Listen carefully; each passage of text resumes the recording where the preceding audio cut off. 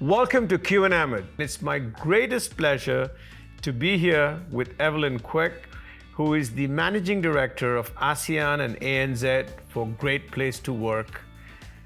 Welcome.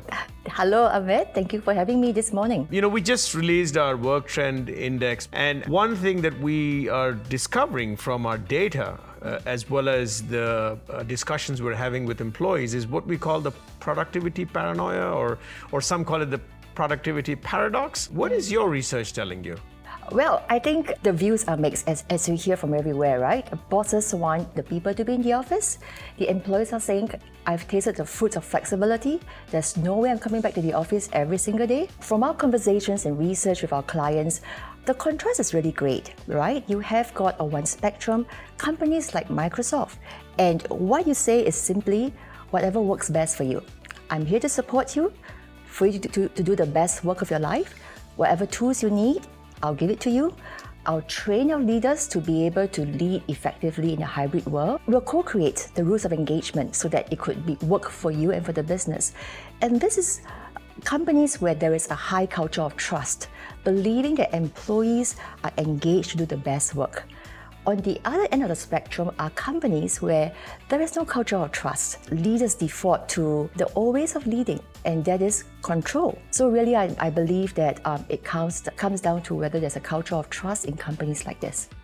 You raise a fascinating point, Evelyn, about culture and trust, and some amount of social capital perhaps has been lost, and we got to continue to invest in building social capital. But at the core, again, our research is suggesting that almost 3/4 of the employees actually only want to come back for fellow employees, and not because some plan was played about being here for 3 days a week. And that really reflects on how much human connections become relevant in everyday life. That's right. What has been your experience there? At Great Place, we do lots of surveys, right? We survey the employees from everywhere, and we found one recurring theme from employee comments, regardless if they are a factory worker floor in Thailand or in Australia or in Singapore. The reality is, like you say, right? We are all social creatures. We're all built for connection. And that is a fact that we need to do. So companies need to think about not whether they're evolving trends, what fancy new tools there are, but be thinking about, how do I meet my employees' very basic need? The need for autonomy, the need for flexibility. You're actually pointing back to the same thing that perhaps you said when I asked you the first question, which is about culture and trust. That's right. And at the core, I suspect what I'm concluding from your comments back to me is the ability for people to have the optionalities. And when given the optionality, people do enjoy the human connection.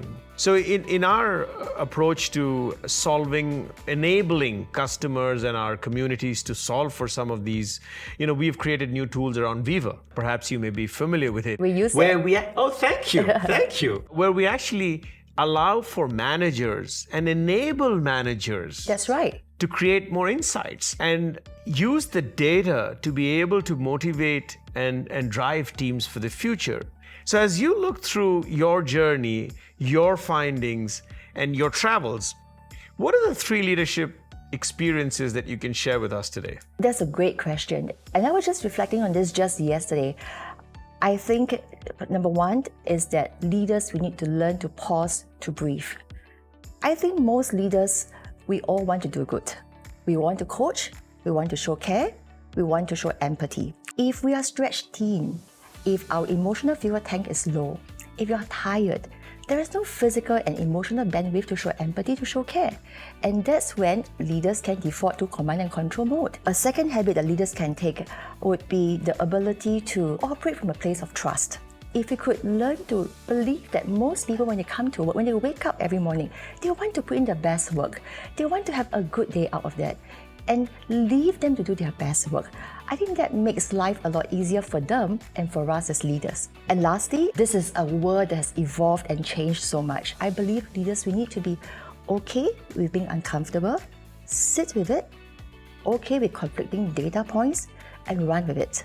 Because that's only how we can survive and thrive and flourish in the new world. It's fascinating. Being comfortable being uncomfortable. That's right. Wow. Thank you for your time today. I really appreciate the opportunity to have a chat, and this has been a great learning experience for me too. Thank you for having me, Ahmed. Thank you.